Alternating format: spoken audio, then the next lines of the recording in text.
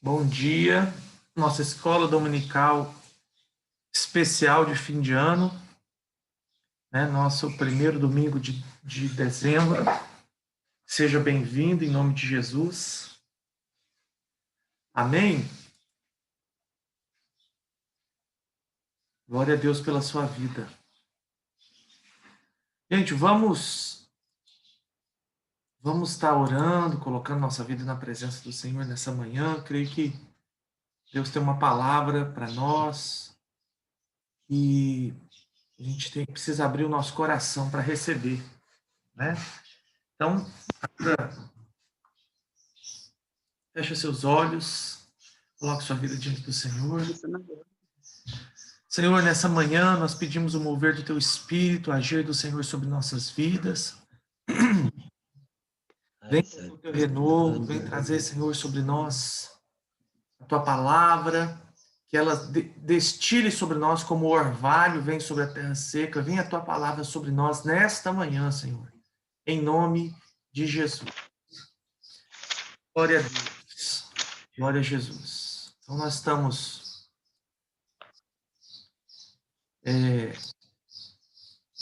iniciando o mês de dezembro, né? Nós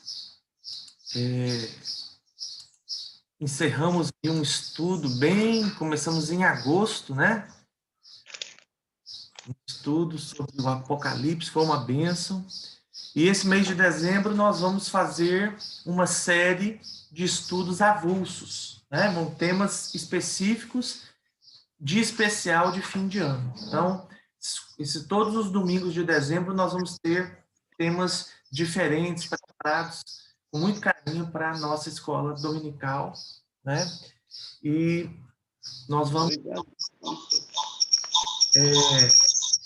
tem que fechar o microfone aí, tá, pessoal? Então, o meu tá aberto. O meu tá. Então, e esse domingo nós vamos falar sobre um tema muito importante para nós como igreja, que é o chamado do discípulo de Jesus. Você e eu somos chamados para sermos discípulos, né? E é muito importante nós entendermos, ter clareza do significado desse chamado, né? E nós vamos ver biblicamente, né, através da palavra do Senhor, né, o que significa esse chamado, a profundidade dele, né, e como nós precisamos nos posicionar na direção desse chamado, né? Nós não podemos negligenciar, né? Ou seja, nós não podemos simplesmente passar de lado. Nós temos um chamado, e esse chamado, em primeiro lugar, é para sermos discípulos de Jesus. E nós vamos, nessa manhã, conversar sobre esse chamado. E aí nós vamos usar o texto de Isaías 61, versículo 1. Eu quero que você abra a sua Bíblia lá em Isaías 61, versículo 1. Juntamente comigo aí.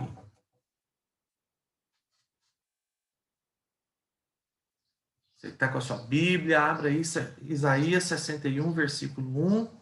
Nós temos aí o texto, né? É o nosso texto principal dessa manhã. Diz assim: o Espírito do Senhor Deus está sobre mim, porque o Senhor me ungiu para pregar boas novas aos mansos e a restaurar os contritos de coração, a proclamar liberdade aos cativos e a abertura de prisão aos presos, né? Então, essa palavra foi uma palavra dita pelo profeta Isaías, né? Lá há muitos anos antes de Jesus, e depois Jesus usou essa palavra para referir-se a si mesmo, né? Em Lucas 4:18, né? Eu não coloquei aqui, mas vamos abrir lá em Lucas 4:18, né? Em Lucas 4:18, Jesus, ele diz, né, no 17: Foi-lhe entregue o livro do profeta Isaías, abriu e encontrou o lugar onde está escrito: O Espírito do Senhor está sobre mim, porque ele me ungiu para pregar boas novas aos pobres, ele me enviou para proclamar a liberdade aos presos e recuperação da vista aos cegos, para libertar os oprimidos e proclamar o ano aceitável do Senhor. Né? Então, para a gente entender, né, compreender aí a grandeza, a profundidade dessa palavra, esse versículo ele aparece literalmente nos dois, no Antigo Testamento e no Novo Testamento. Né? Ele é atestado por Jesus, ipsis literis, ou seja, Jesus pegou e leu. E quando ele fez isso lá em Lucas capítulo 4, que nós lemos, ele estava chamando a responsabilidade para si, dizendo que Isaías estava se referindo a ele. Né? E ele, como nós já temos estudado, né, Jesus é o cabeça da igreja, é a cabeça da igreja. Nós somos o corpo de Cristo. Então, onde a cabeça vai, o corpo vai. Quem determina o corpo não é o corpo. Quem determina o corpo é a cabeça. Então, Jesus determina a igreja. E nós vimos em Lucas 19:11, que o Filho do Homem veio para buscar e salvar o perdido. Então, se o Filho do Homem veio para buscar e salvar o perdido, a igreja, que é o corpo de Cristo, ela vive para buscar e salvar o perdido. A tarefa dela é buscar e salvar o perdido. Ela existe para a glória de Deus, porque tudo existe para a glória de Deus, mas a tarefa específica. Tanto é que Jesus fala: eu estabelecerei o meu corpo, a minha igreja, e as portas do inferno não prevalecerão contra ela. Né? Então, o estabelecimento do corpo de Cristo, a autoridade do corpo de Cristo. Né? Então, Jesus, ele usa esse texto, ele diz: o Espírito do Senhor Deus está sobre mim. Eu fui ungido. Né? Eu tenho sobre mim a autoridade e o poder de Deus sobre a minha vida. Né? Então, na perspectiva de Isaías 61, que é atestado em Lucas capítulo 4, do versículo 16, aliás, 17, 18 e 19, né? Então, nós vamos basear o tema dessa manhã, que é o chamado do discípulo de Jesus. Você tem consciência plena que você é um discípulo de Jesus? Você que segue. O discípulo é aquele que acompanha, é aquele que está em todo o tempo, né, com Jesus, em todo o tempo com Jesus, né, que desenvolve uma intimidade com Jesus, cuja vida do seu mestre, ela é absorvida totalmente pelo discípulo. Então, se eu sou um discípulo de Jesus, eu sou chamado para desenvolver uma intimidade com Jesus, para caminhar com Ele, para que a vida dele aconteça na minha vida. Né? Então, a gente sempre diz, né, que você pode frequentar a igreja, mas não ser um discípulo de Jesus. Então, para que eu seja um discípulo de Jesus, eu preciso que Jesus aconteça na minha vida. E aí a pergunta que eu faço para mim: Jesus acontece na minha vida? Jesus está acontecendo na minha vida? Está acontecendo na sua vida? Né? O que é Jesus acontecer na minha vida? É a vida dele ser impressa na minha. É eu viver como ele viveu. É quando as prioridades, quando o foco dele torna-se o foco da minha vida. Né? Então, nós vemos aí nesse versículo, o primeiro chamado do discípulo de Jesus é chamado para ser ungido. Ungida. E o que é essa unção? O que é ser ungido? É ter um óleo derramado sobre a cabeça? Espiritualmente, sim. Ser ungido significa ser cheio do Espírito Santo. Ser dirigido pelo Espírito Santo. Né? Jesus inicia esse versículo 1 dizendo: o Espírito do Senhor Deus está sobre mim. Então essa é uma definição. Ele não está sugerindo, ele não está colocando uma possibilidade, ele está afirmando de uma maneira categórica. O Espírito do Senhor está sobre mim porque o Senhor me ungiu. Né? Então, o chamado, o discípulo de Jesus, ele é alguém ungido por Jesus. Ele é alguém que recebe do Espírito Santo. Lá em Atos, quando houve, Atos capítulo 2, houve toda o Pentecostes, os discípulos foram cheios do Espírito Santo. O que aconteceu ali depois? Né? Uma multidão se converteu através de uma pregação de Pedro. Por quê? Porque ele estava ungido. Porque sobre ele havia poder de Deus. Ele não tinha, apesar de todos os periféricos serem importantes, né? Tem a sua importância, mas são periféricos. O que é um periférico? É aquilo que não é central. O que tinha na pregação de Pedro? Será que tinha uma boa técnica? Será que tinha uma transmissão, né, em 4K, com um estúdio fantástico, uma produção maravilhosa, né, uma live assim, com um tempo estipulado, porque o ritmo, para as pessoas não perder a atenção? Não tinha nada disso. Tinha algo que é fundamental em todas as eras, em todos os contextos, em todo o tempo, que é o poder do Espírito Santo.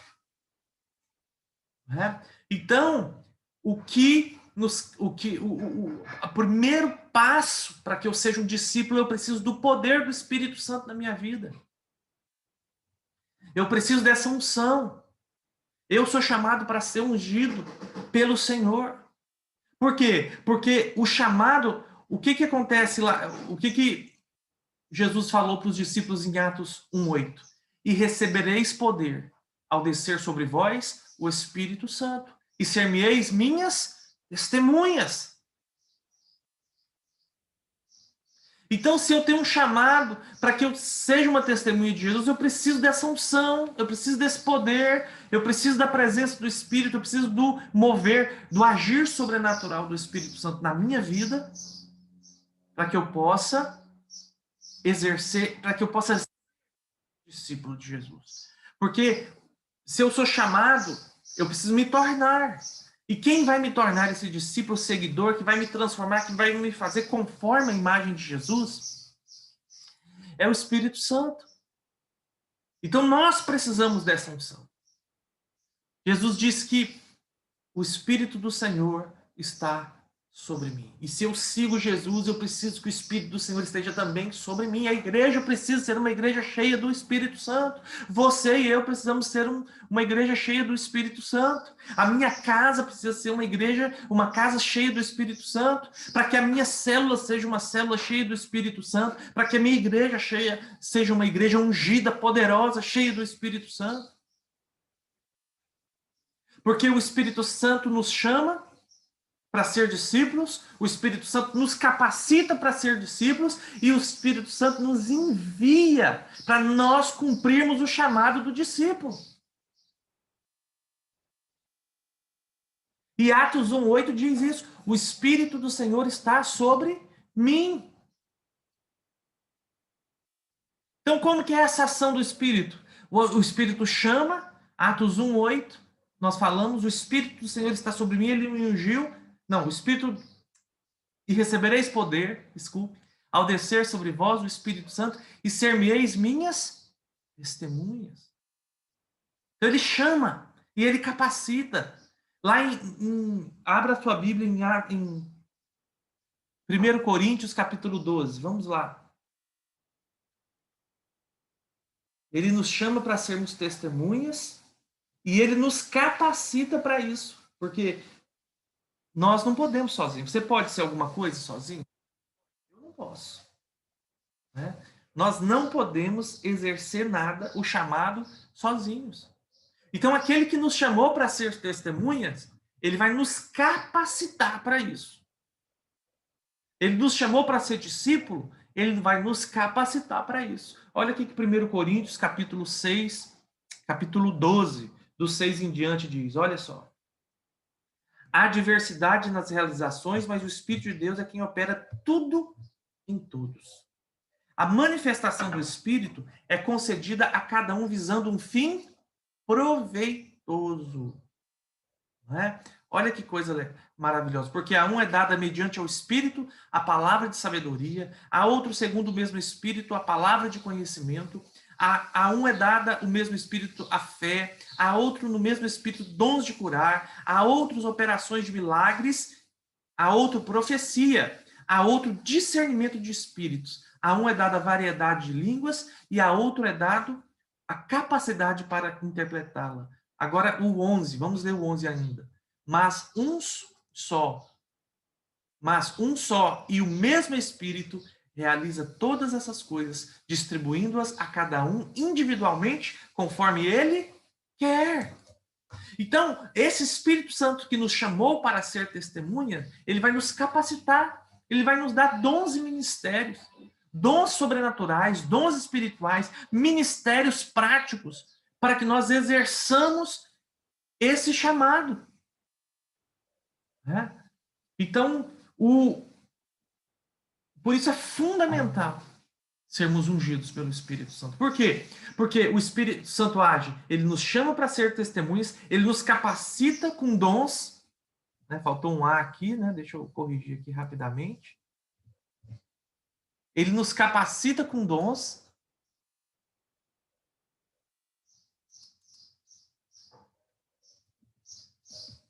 Ele nos capacita com esses dons. E aqui depois a gente pode aprofundar, isso cabe um estudo, né, sobre os dons espirituais, mas ele faz, é do jeito que ele quer, é para a glória dele, né? Ele nos chama, o Espírito Santo nos chama para sermos testemunhas, mas ele não nos deixa só, ele foi enviado, ele foi outorgado por Jesus para quê? Para nos capacitar. E ele nos capacita como? Como igreja, nos oferecendo dons, nos dando dons. E esses dons, ele faz da maneira como ele apraz, como ele quer. Não é forçado. Ele vem, de acordo com o que eu exerço a obra, ele me capacita. E de acordo com o que ele me capacita, eu exerço a obra. É uma relação, por isso que a setinha aí é uma setinha bidirecional.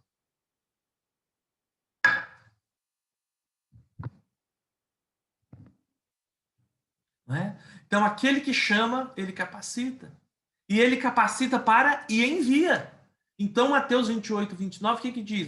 Você sabe de cor, mas abre lá, vamos abrir a nossa Bíblia. Mateus 28, versículo 29.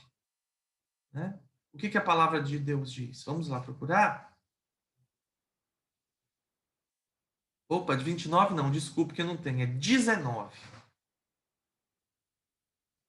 Né? Então, você nunca vai achar na Bíblia Mateus 28, 29. Você vai achar Mateus 28, 19. Ei, pastor. Então, o que diz Mateus 28, 19? Bem de cor.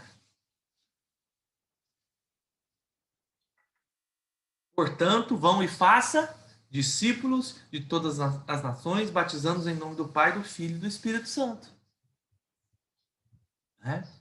Então, o chamado do discípulo de Jesus precisa estar mergulhado na unção do Espírito Santo de Deus. Por quê? Porque o Espírito Santo é quem te chamou, é quem te capacita e quem te envia.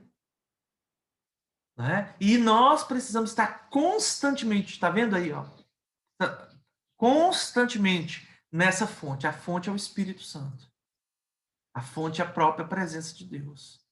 Né? Então nós não podemos jamais, em hipótese alguma, em nenhuma possibilidade, nós que queremos, temos o chamado para sermos discípulos de Jesus, nós não podemos nos afastar dessa verdade, nós não podemos nos afastar da unção do Espírito Santo. Amém?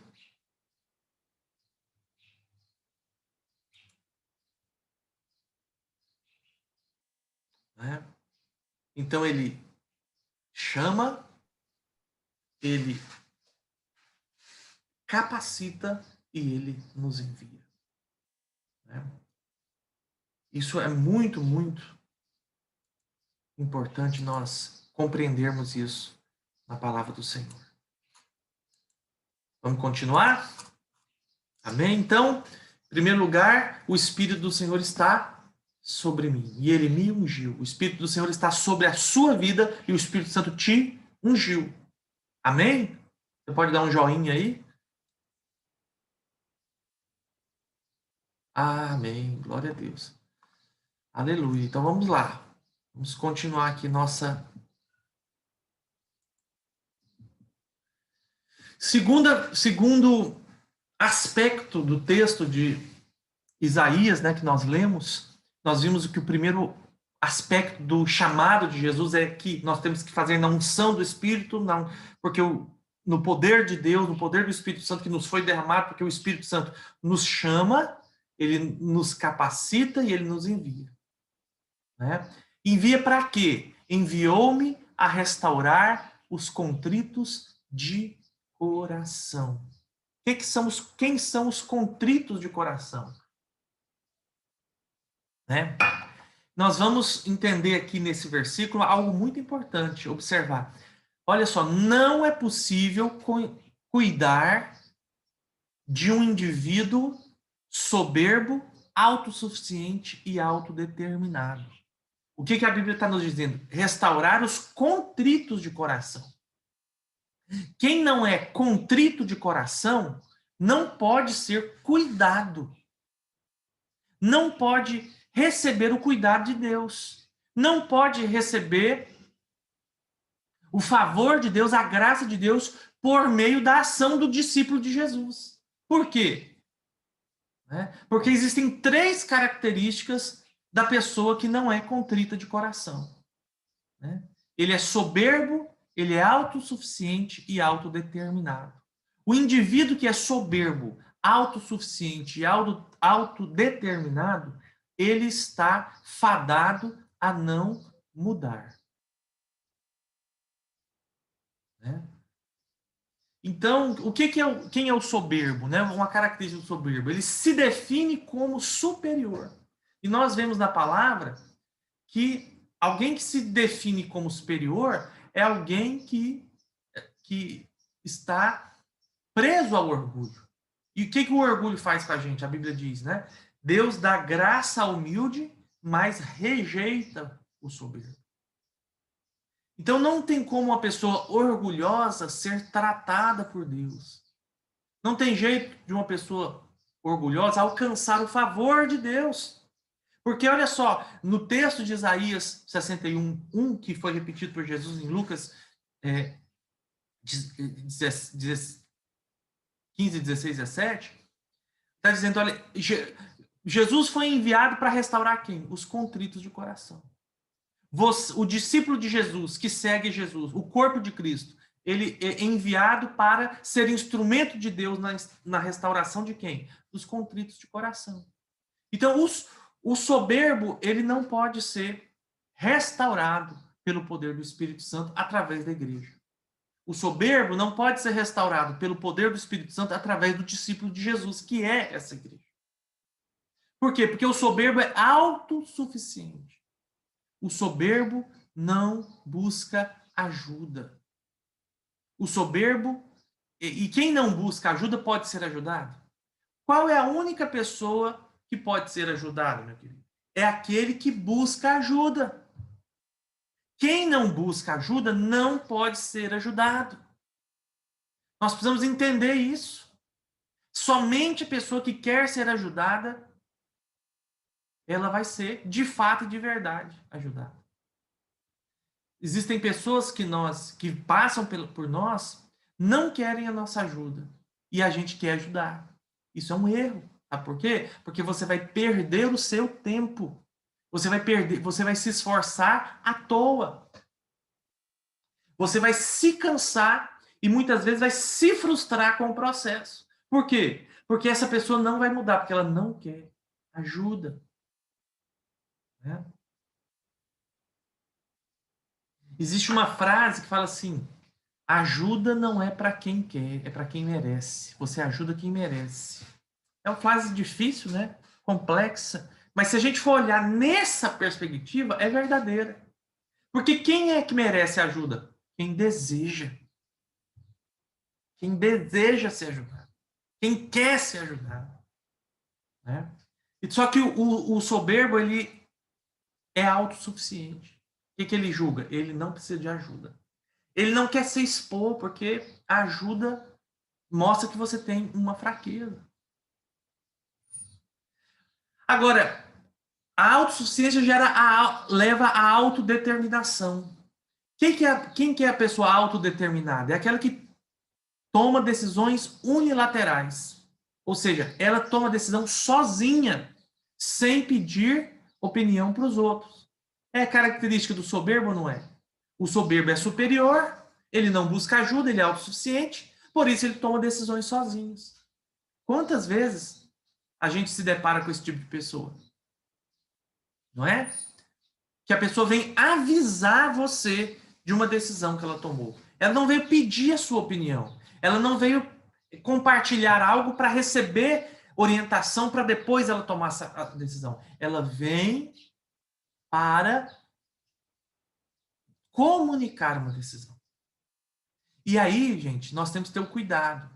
Porque muitas vezes as pessoas são espertas. O soberbo, ele é esperto.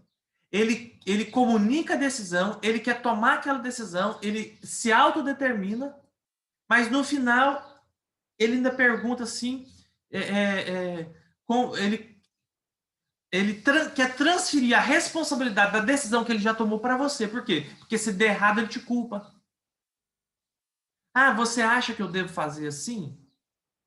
Né? Ele já viu que ele já tomou a decisão, está consolidado no coração dele, mas ele quer que você assuma a responsabilidade. Por quê? Se der errado, ele fala, foi você. A culpa é sua. Então nós temos que ter muito cuidado, porque quem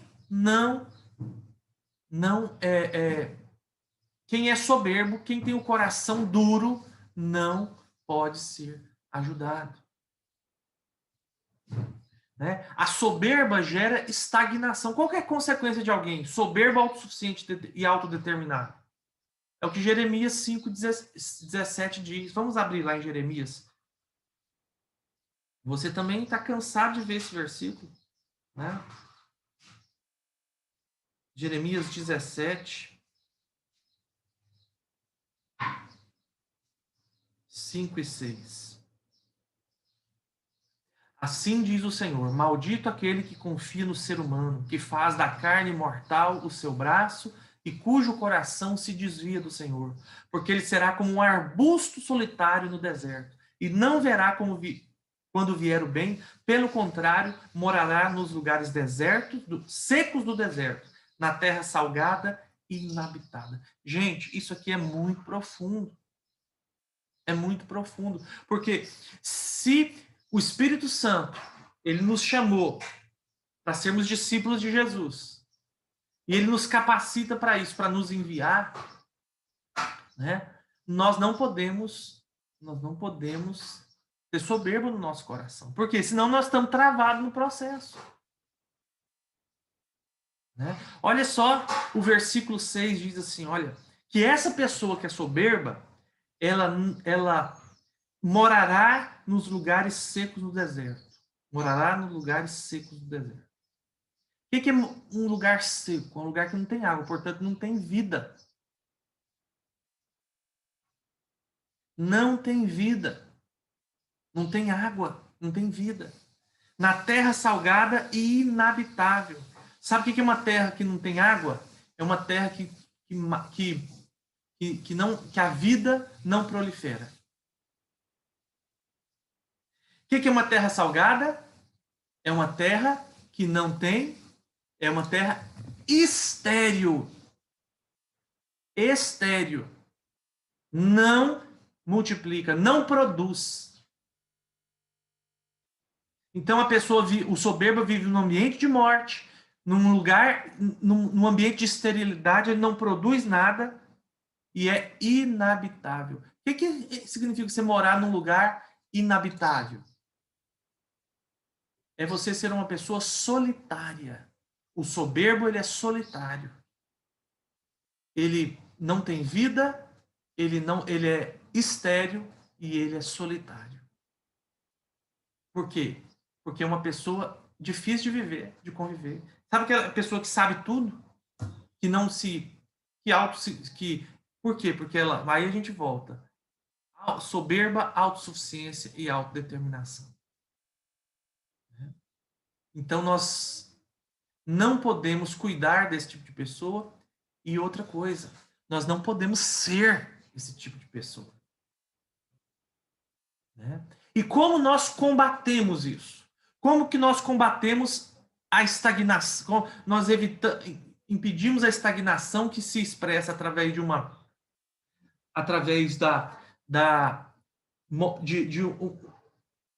de um ambiente de morte, de esterilidade e de solidão. Como que a gente combate isso? Eu preciso ser cuidado. Eu preciso ser cuidado. Eu tenho que me abrir a ser cuidado. Eu tenho que abrir o meu coração para ser cuidado. Então, ser discípulo de Jesus significa ser cuidado e cuidar. E talvez eu colocaria a palavra ser cuidado para cuidar. Porque como eu vou cuidar se eu não sou cuidado? Né? Então eu preciso ser cuidado. Para que eu seja um discípulo de Jesus, eu preciso ser cuidado. Ser cuidado por Ele, em primeiro lugar. O Espírito Santo cuida de nós. Mas como que ele vai cuidar de alguém que é soberbo, que é autossuficiente, que é autodeterminado? Como que eu vou entrar num relacionamento de discipulado? Como eu vou dizer que eu sou seguidor de Jesus se eu sou soberbo e, portanto, estagnado? Não aprendo, não cresço, não melhoro. Por quê? Porque eu não estou aberto para ser cuidado. Então, nós precisamos entender o poder destruidor de um coração soberbo e que o antídoto para a soberba é abrir o coração para o cuidado de Deus. É quebrantar, porque o contrário de ser soberbo é humilde. Você não... O que é humilde? Se define como inferior. Mas veja bem, não é se definir como inferioridade doentia, eu não... Não, é você reconhecer que você é alguém que tem problemas. Você é alguém que precisa de ajuda. Por isso você deixa de ser autossuficiente e se torna interdependente. O que é interdependência? Você busca ajuda. Você ajuda, mas busca ajuda. E você deixa de ser autodeterminado.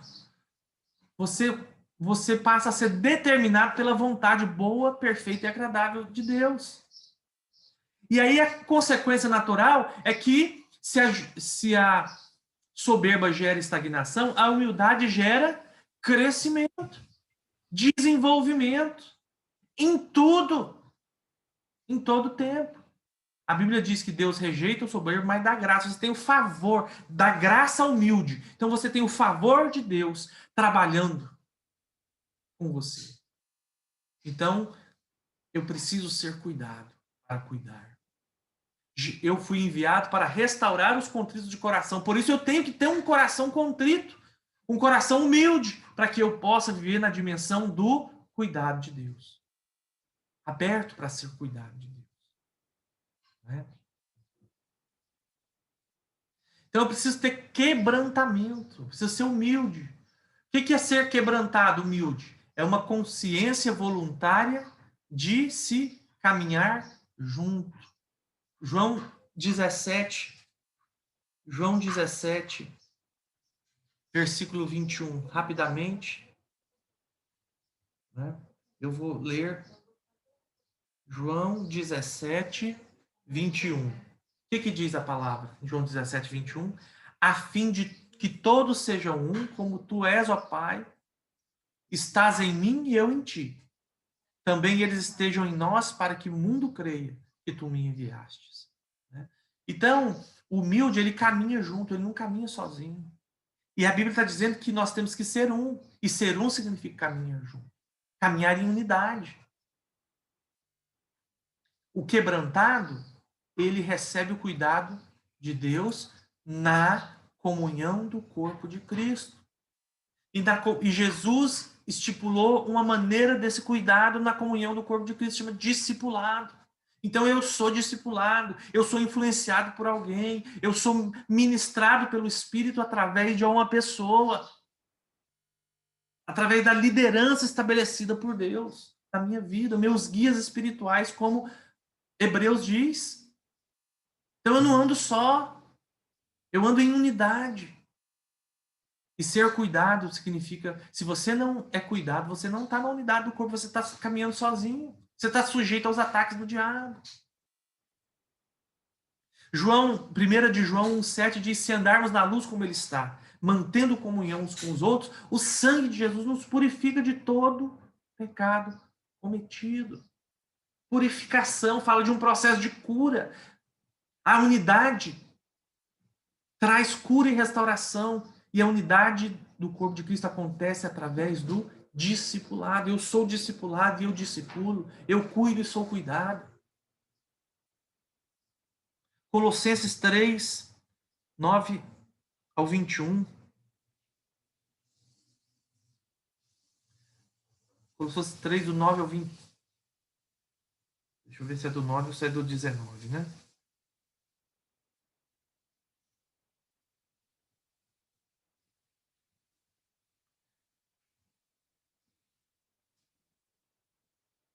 Não, é do 9 ao 21 mesmo. Mas eu quero ler.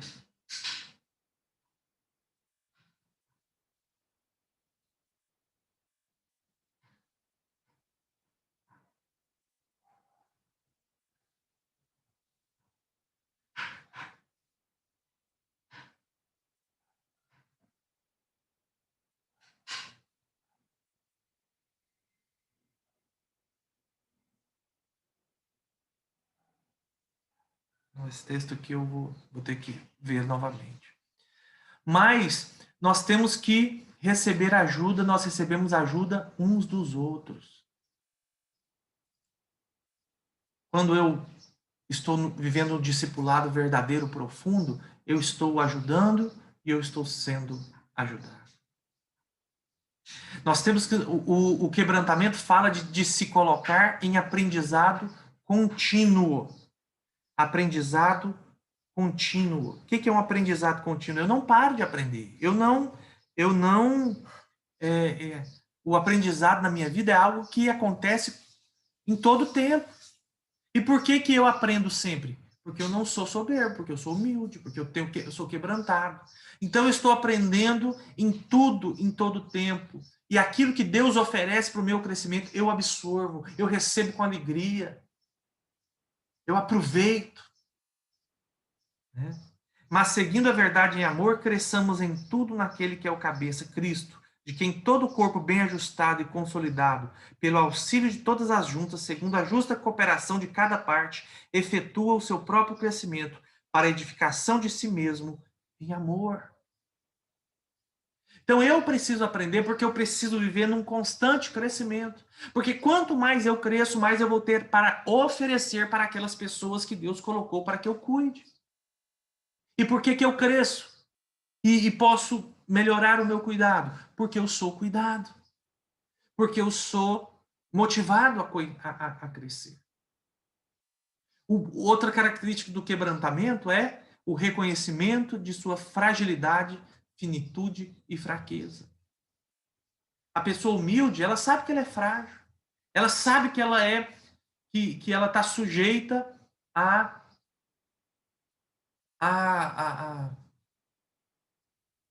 a sua própria fraqueza, porque nós não podemos sozinhos. Em 1 Pedro 11, 24 diz o seguinte.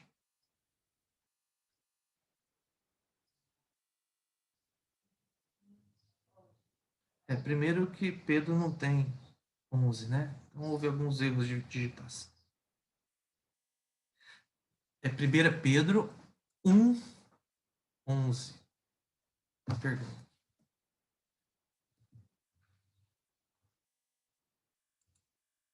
Só um minutinho.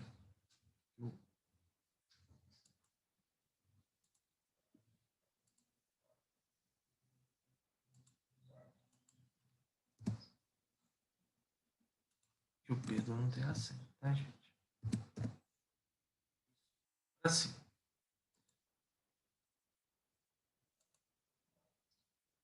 Primeira Pedro 1, 24 diz assim: porque toda humanidade, todo homem, todas as pessoas é como a erva do campo, e toda a sua glória é como a flor da erva. A erva seca e a cor cai, e a flor cai, mas a palavra do Senhor permanece para sempre. Esta palavra é o evangelho que foi anunciado a vocês. Então, nós somos frágeis, nós somos finitos, nós passamos, né? Nós passamos. Por quê? A gente não está vendo aí a nossa fragilidade, que vem um vírus, um vírus que é 1 milhão de vezes menor que a cabeça do alfinete. Mostra que nós somos frágeis, o tanto que nós somos frágeis, o tanto que a gente é finito. O tempo passa e a gente acaba. Nós somos frágeis, finitos e fracos. Então nós temos que entender isso e depender completamente do Senhor. Em 2 Coríntios capítulo 12, versículo 10, Paulo fala: quando sou fraco é que sou forte. Por quê? Porque quando eu reconheço que eu sou frágil, finito e fraco, o poder de Deus se manifesta na minha vida. E aí, quando eu sou fraco aos olhos humanos, quando eu reconheço a minha fraqueza em quebrantamento, o poder de Deus se manifesta na minha vida. E então eu sou transformado. O poder de Deus se manifesta na minha vida e eu sou capacitado para realizar o propósito do Senhor. E por último, né, para nós encerrarmos, o versículo de Isaías capítulo 61, ele termina dizendo: a proclamar a liberdade aos cativos e a abertura de prisão aos presos. Para a gente falar disso, dessa liberdade, né, nós somos chamados para uma palavra de esperança e renovo. O seguir Jesus, o ser discípulo, o chamado de Jesus, nos envia para proclamar a palavra de esperança e renovo. Que palavra é essa? A palavra que liberta cativos, que abre prisão aos presos. Né? Em Atos 16, versículo 27 a 31, a gente vê a alegria de Paulo e Silas. E qual foi a alegria de Paulo e Silas? Por que alegria que é essa? Vamos ler lá o texto no capítulo 16. Eu vou ler aqui rapidamente. Né? O carcereiro despertou do sono e, vendo abertas as portas da prisão, puxando da espada, ia suicidar-se, pois pensou que os presos tinham fugido. 28. Mas Paulo gritou bem alto: não faça nenhum mal a si mesmo. Estamos todos aqui. Eu acho tremendo esse versículo. Então o carcereiro, tendo pedido uma luz, entrou correndo e, trêmulo, prostrou-se diante de Paulo e Silas. Que alegria é essa? Eles tinham acabado de apanhar, estavam presos, injustiçados. O mal que eles tinham feito foi ter expulsado o demônio de adivinhação de uma moça e libertado ela. E tinham sido presos e açoitados. Mas que alegria é essa? Alegria, queridos, de quem viu uma prisão inteira sendo liberta. Uma prisão inteira sendo salva. Porque o carcereiro ia se suicidar, porque ele seria responsável pela fuga. E o que ele fez? O que Paulo falou? Não, todos estão aqui porque todos foram convertidos ao Senhor Jesus. Todos tinham sido libertos, não apenas das cadeias que quebraram, mas das cadeias espirituais que os prendiam. Olha que alegria, a alegria de ver a palavra de Deus libertando e restaurando pessoas. Essa alegria, querido, nós precisamos ter. Essa alegria está presente na nossa vida. Mas ela só vai estar presente na nossa vida se nós estivermos conectados com o Espírito Santo. Porque ele nos ungiu, Nós precisamos dessa unção. Essa unção nos chama, nos capacita e nos envia. Envia para libertar os cativos. Uma motivação constante pela expectativa em fé na obra de libertação e cura do Espírito. O que Paulo e Silas estavam fazendo naquela prisão? Estavam adorando ao Senhor, crendo que Deus poderia, de alguma forma, intervir naquela situação. E Deus veio, e o Espírito Santo operou ali e fez o grande milagre. Esse mesmo Espírito atua na sua vida hoje. Ele começou uma obra na sua vida, meu irmão e minha irmã, e Ele quer completá-la. Filipenses 1:6 diz: aquele que começou a boa obra na minha vida é fiel para completá-la até o dia de Cristo Jesus. E essa manhã o Espírito Santo está movendo sobre a sua vida, sobre a minha vida, sobre a igreja de Jesus em Rondonópolis, dizendo: eu estou sobre a sua vida, igreja, eu estou sobre a sua família, eu estou sobre a sua casa, eu estou sobre a sua célula, líder de célula, eu estou sobre a sua rede, líder de rede, eu estou sobre a sua igreja. E eu quero, e esse Espírito Santo que está sobre nós, ele nos chama para proclamar a liberdade aos cativos, a pôr em abertura a prisão dos presos, e ele te capacita.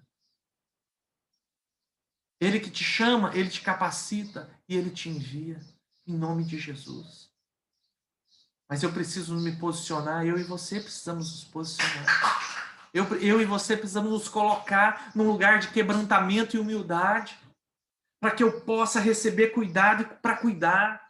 Eu preciso entender que a igreja do Senhor é estabelecida, ela acontece quando ela vive em unidade, porque na unidade do corpo de Cristo há cuidado. Na unidade do corpo de Cristo há discipulado.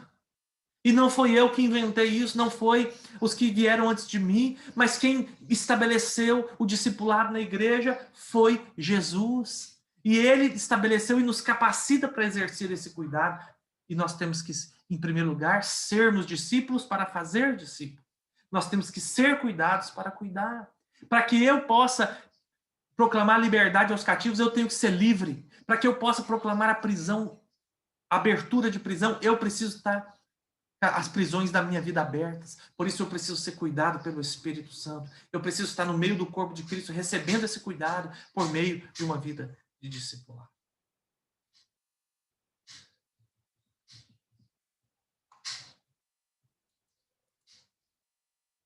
O Espírito do Senhor está sobre mim. O chamado o nosso chamado para sermos discípulos de Jesus. Eu preciso ser cheio do Espírito Santo. Porque o Espírito chama, capacita e envia. Eu preciso ter um coração quebrantado e humilde, porque na soberba, na autossuficiência e na autodeterminação o Espírito Santo não move. Porque somente quando eu tenho um coração quebrantado, eu posso ser cuidado. E quando eu sou cuidado, eu posso cuidar.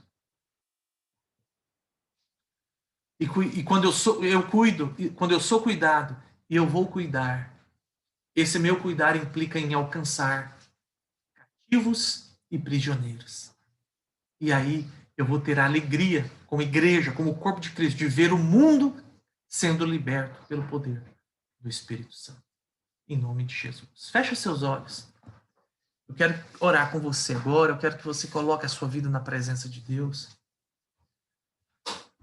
Fecha seus olhos agora na presença do Senhor e abra o seu coração.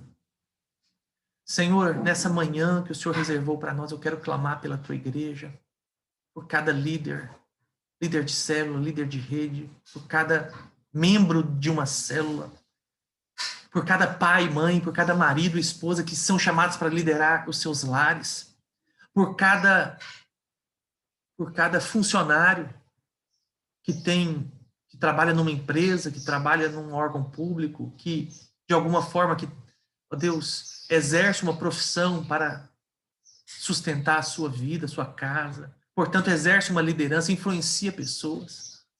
Eu quero colocar esse líder e essa líder na tua presença. O Senhor nos chamou para sermos discípulos de Jesus. O Espírito Santo, nessa manhã, venha trazer o renovo da tua unção e do teu poder sobre cada casa que está aqui conectados, sobre cada vida que está aqui, Senhor. Em nome de Jesus, nós reconhecemos, Pai, o quanto nós precisamos do Teu Espírito. Vem nos capacitar, nós não podemos sozinhos, nós precisamos de Ti, precisamos do Teu mover, precisamos da ação sobrenatural, nós precisamos fluir nos dons do Teu Espírito, nós precisamos ser dirigidos por Ti, nós precisamos ter a capacitação que vem do Senhor. Vem renovar nessa manhã, vem operar com poder sobre cada um de nós. Meu Deus, em nome de Jesus, eu clamo agora, entrego nossas vidas, nós reconhecemos que precisamos de Ti, nos dá um coração quebrantado, tira de nós toda soberba, todo orgulho e nos faz, Senhor, completamente moldados nas Tuas mãos, moldados pelo Teu Espírito Santo, em nome de Jesus. Amém? Amém, queridos? Louvado seja o nome do Senhor pela sua vida. Hoje, né, nós temos nosso culto, né, presencial, né? Você vai na igreja hoje, hoje nós não vamos ter mais a inscrição, você pode chegar, você pode ir, né? Você pode convidar visitantes, vamos para o culto, vamos participar, Deus tem uma palavra poderosa, um momento de louvor, de adoração, de intercessão, né? Você vai receber algo tremendamente hoje, 19 horas, na nossa igreja. Nós vamos ter cumprindo todas as regras, né? Usando máscara, higienização, mantendo distância, mas nós vamos estar juntos ali, cultuando ao Senhor. Você é chamado pelo Senhor para receber de Deus nessa noite, né? Através do nosso culto. Né? E eu quero aqui também aproveitar esse momento, mais uma vez, né? Agradecer a toda a igreja pelo amor, pelo cuidado, pela intercessão, né? Nesse momento tão difícil que nós estamos passando, né? E que muitos também passaram. Agora, recentemente, a Soninha perdeu a mãe e nós perdemos o seu Sebastião, né? Mas nós queremos agradecer pela oração. Estou falando aqui no meu nome, da pastora, da dona Fátima, do Ricardo, que é o meu cunhado, né? E nós estamos muito, muito tristes com a perda, né, do meu sogro, do nosso querido, amado Sebastião. Mas eu quero dizer para você que nós estamos confortados na paz do Senhor. Nós temos paz. Por quê? Porque ele está na glória com Jesus. Ele combateu o bom combate, porque ele foi um discípulo do Senhor Jesus e deixou um legado para nós, né? E hoje eu não poderia deixar de ministrar, porque eu sei que seria aquilo que ele falaria para mim: não pare com a obra do Senhor, não pare de ministrar a palavra. Eu sei que essa seria a determinação dele. Por isso eu estou aqui, ministrando sobre a sua vida, em nome de Jesus, né? Então, que Deus abençoe você poderosamente, te dê um domingo maravilhoso em nome de Jesus, né? Para mim, para você, e que hoje à noite nós estejamos hoje juntos, né?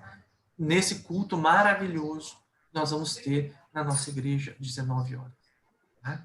Então, nós estamos aqui ainda nos finalmente, né? Porque existem alguns detalhes que a gente precisa estar organizando aqui em São Paulo, mas essa semana, né? Nós vamos estar de volta, né? Mas em Rondonópolis, com tudo para nós continuarmos a obra do Senhor para a glória dele. Tá? Então, eu quero desejar para você um domingo maravilhoso. Que Deus te abençoe. Vamos tirar a foto aqui, né? Todo mundo, um sorriso. Eu tenho que tirar 2 fotos, porque nós temos 2 telas, tá? Então, eu vou tirar uma foto primeiro e depois nós vamos tirar a outra foto. Tá? Então, 1, 2, 3 e abra a sua tela, sorria. Eu sei que tem muitos que não dá para ficar bonito, mas pelo menos, né? E as pessoas sabem quem é. A gente vai tentando. Então, vamos, 1, 2, 3 e sorriso. Beleza, um minutinho só que eu tenho que jogar agora no... Eita, que não abre. Tem que jogar, esperem um pouquinho, não saia daí. Eu tenho que jogar aqui na memória, porque são 2 fotos. Juscelena! Isso, pode bater papo, conversar. O Edson, O negócio tá bom tá aí, tudo já pela tá. Melisa, hein, rapaz? Então tá só no churrasco, é. Baguri, velho. Estamos aqui grudados. Não é brinquedo não, hein?